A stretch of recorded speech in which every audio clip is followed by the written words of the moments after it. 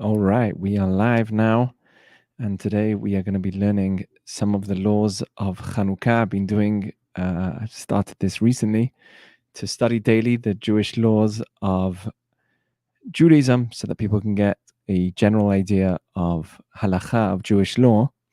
And I've been studying the Kitzur Shulchan Aruch, sharing this on YouTube. You can see it on our channel. But I decided to publicly do the Chanukah learning so that everyone can get prepared for Chanukah and feel excited and ready for Chanukah that is coming up. So if you're listening now or later on in the day, every day for the next 4 days till the 25th, which is on Thursday. Thursday night is when everyone's going to be lighting the candles of Chanukah. Such an exciting time, an exciting holiday. Chanukah is the darkest time, works out to be the darkest time in the year because it gets dark earlier, and it's at the end of the month, so that's when the moon is also darker, and it really is like the darkest time of the year. And in that time, we are meant to light these candles, bringing light to our homes and beyond. It shines from within, but it goes outward to the window and beyond, and that's who we as the Jewish people need to be, the people that shine in the place of darkness.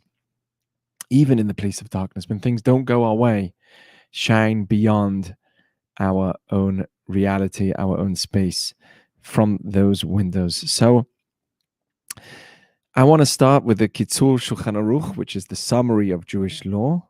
I'm going to be just reading the English today.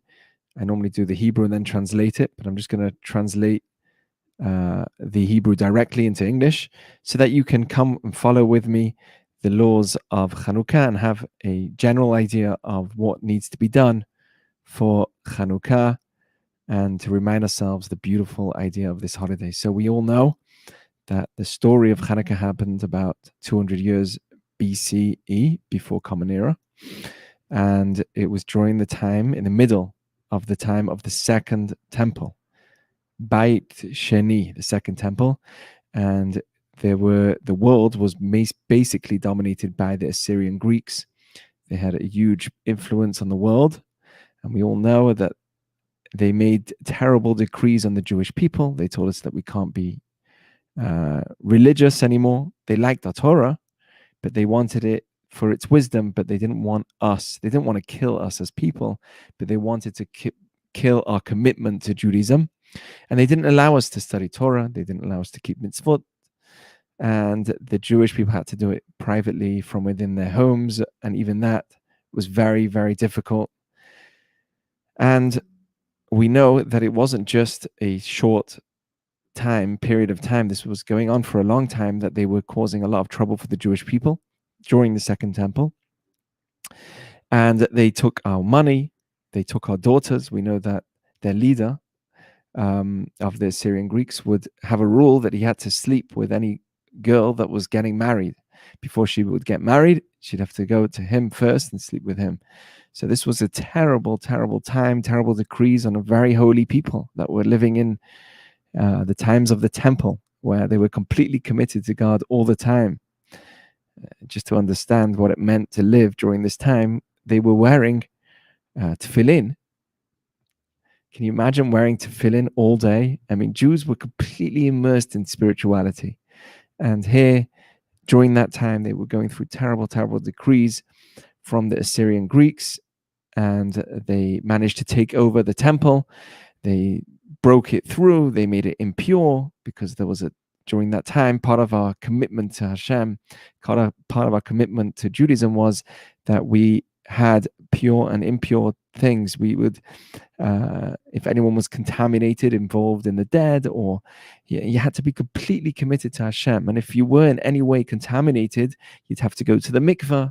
Today, we're not on the spiritual level to even manage with such a thing, but they were very, very holy.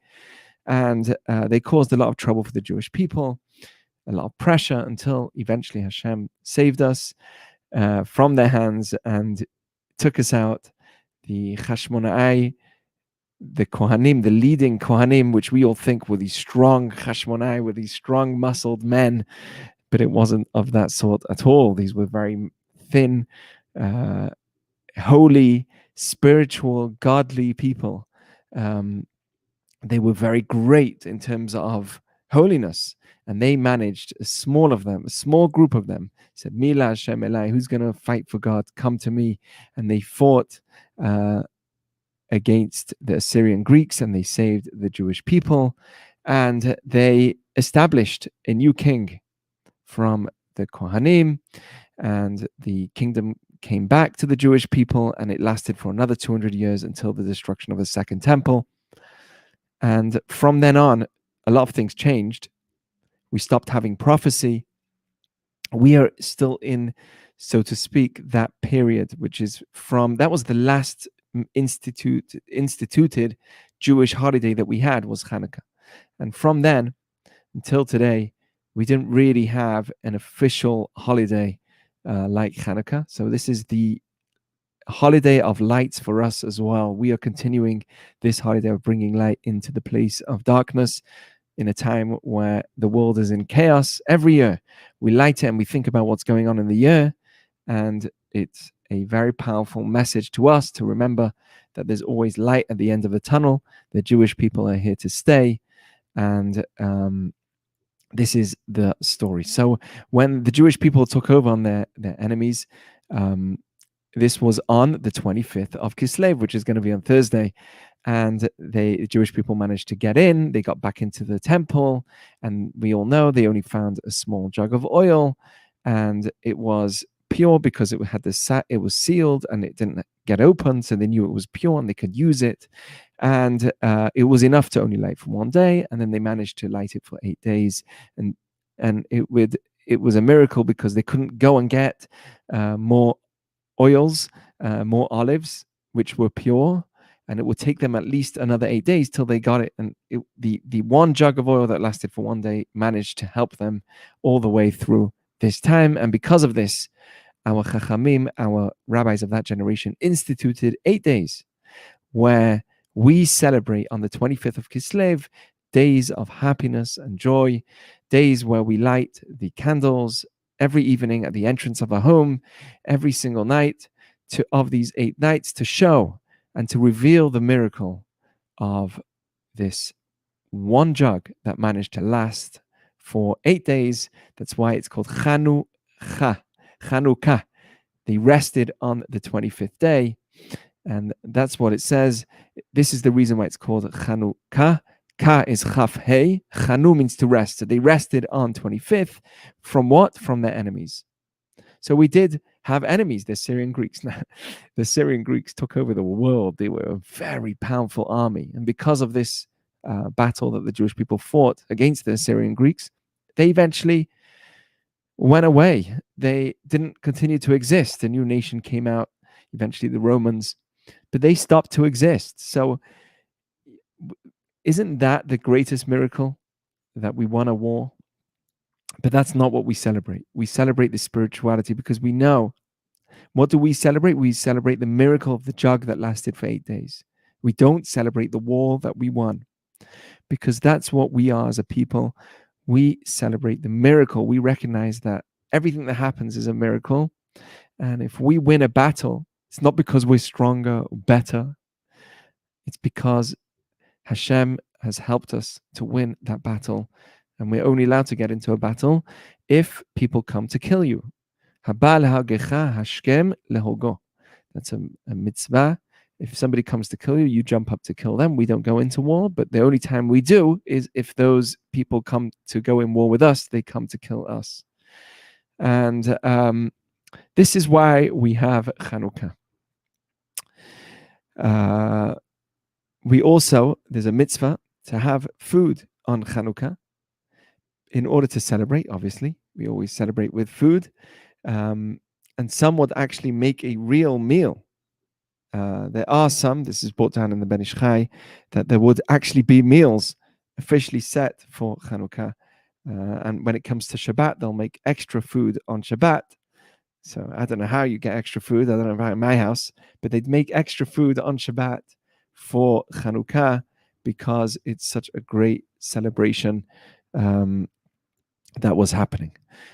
It's important to know that the tabernacle, whilst the Jews were in the temple, also was completed on these days on Chanukah. So it's very interesting how everything falls into place. Obviously, Kabbalistically, there's so much depth behind all the history of this date specifically that we're coming to on Thursday. There is a requirement to speak about the miracles that were done on these days, to learn about the miracles that were done on these days. But at the end of the day, it's not a seudat mitzvah. It's not like a Shabbat meal when we sit down and eat. It's not a Shabbat meal, but it's nice to have dinner together with your family or with those that are around you. Today, this year, maybe on Zoom with your friends. Join us. Eishlit will be on Zoom for Chanukah, and it will be nice to have you there. There's also a mitzvah to give tzedakah on Chanukah. So if you do have tzedakah, Chanukah geld, that's the time to bring light to those that are going through darkness and people that don't have money. It says in the Talmud are considered like they are dead in some ways. So there's people that are going through darkness, especially this year.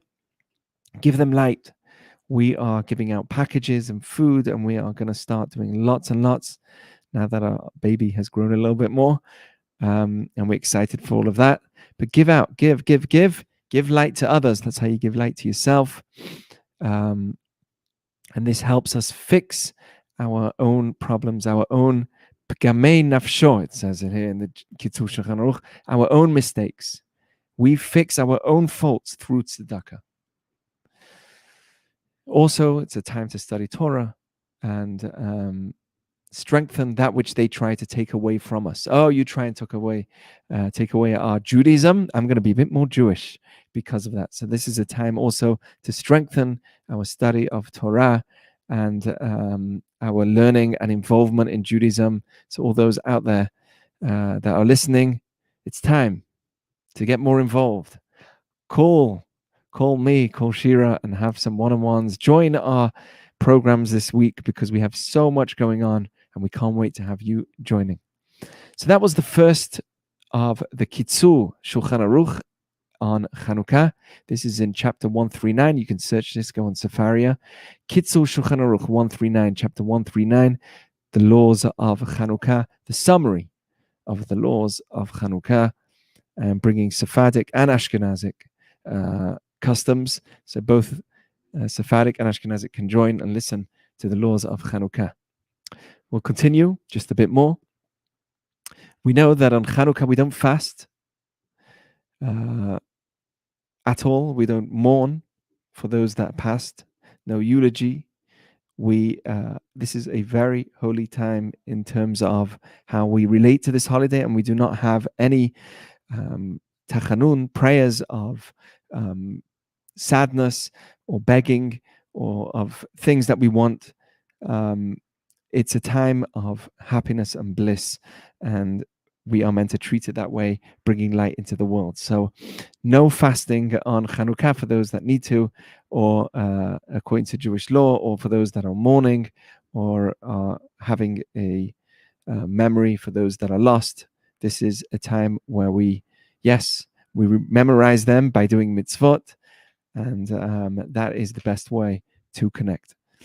Number 3 of Kitzur Shulchan Aruch, of the summary of Jewish law, chapter 139, it says, on Chanukah we can work.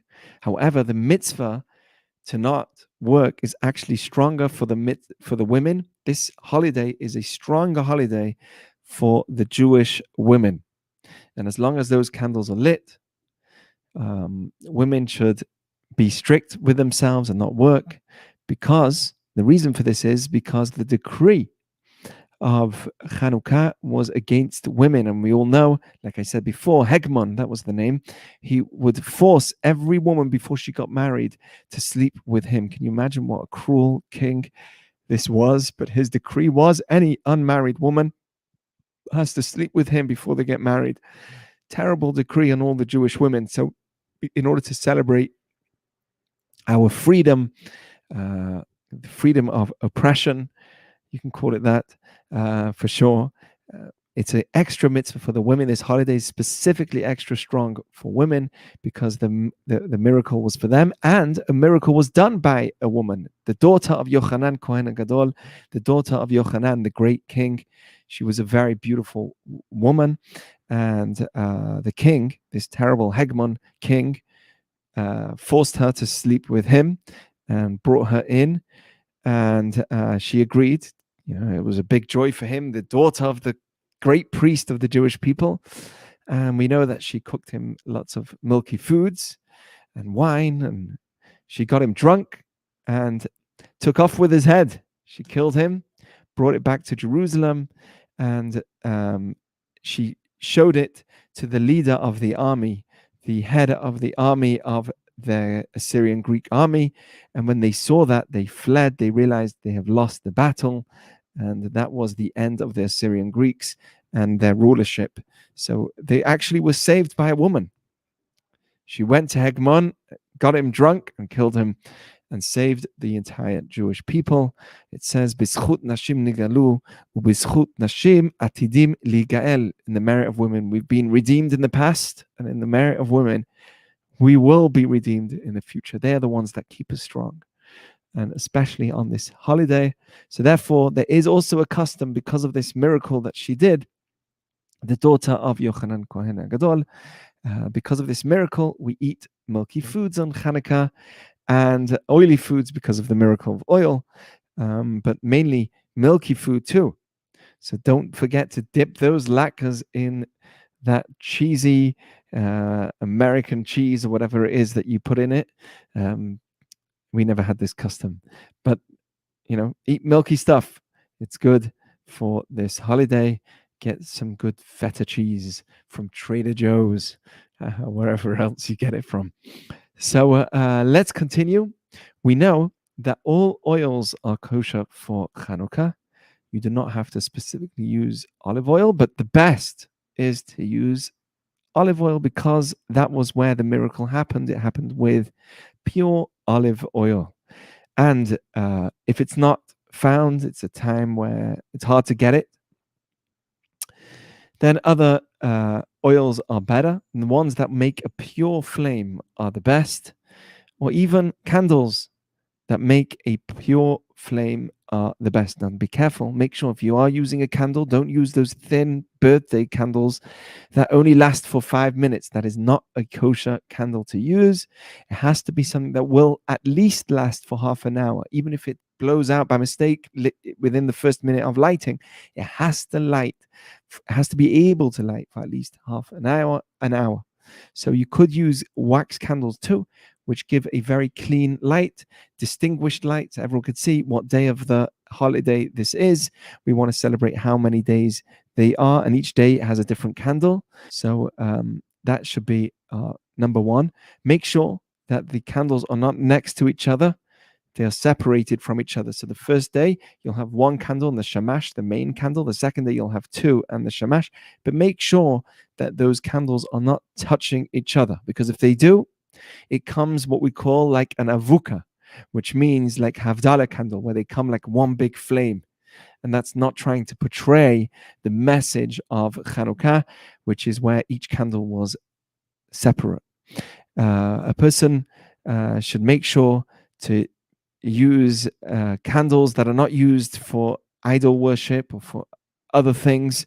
These are candles that specifically are used for Chanukah. They were specifically bought for Chanukah. Similarly, the wicks, any wick is really kosher for Chanukah, but it's best to buy a wick of wool for Chanukah, and a person does not need to renew his wicks every day when he does it. He can always use the ones that he used originally from the first day until eventually they get worn out and destroyed, completely burnt out.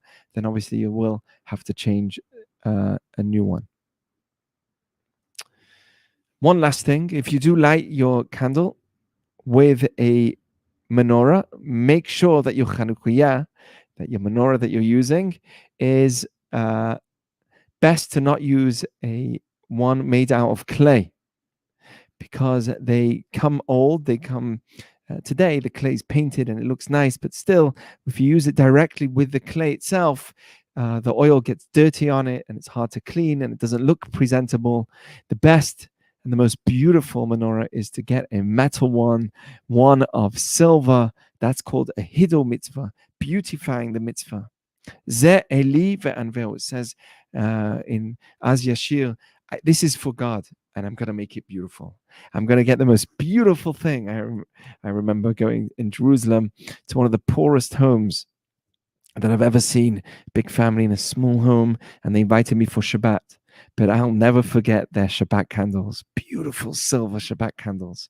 That's a people that's committed to God. They may have homes that weren't the most beautiful, but if you go to Poland, depths of Lithuania, depths of Russia, you'll see the most beautiful synagogues, because that is the Jewish people. We commit our money and our time for Hashem, for God, and that's what we do as well. If you do have the ability, buy yourself a beautiful menorah. But don't forget, we are giving out packages, care packages, including a menorah.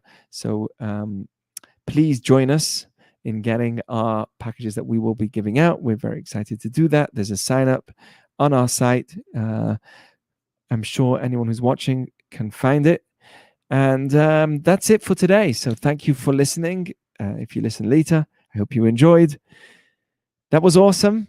And tomorrow we will continue the laws of Chanukah, so we can all come in to Chanukah prepared and excited for this holy and special, special time. Thank you for listening. Keep bringing the light onto the world. Thank you for watching.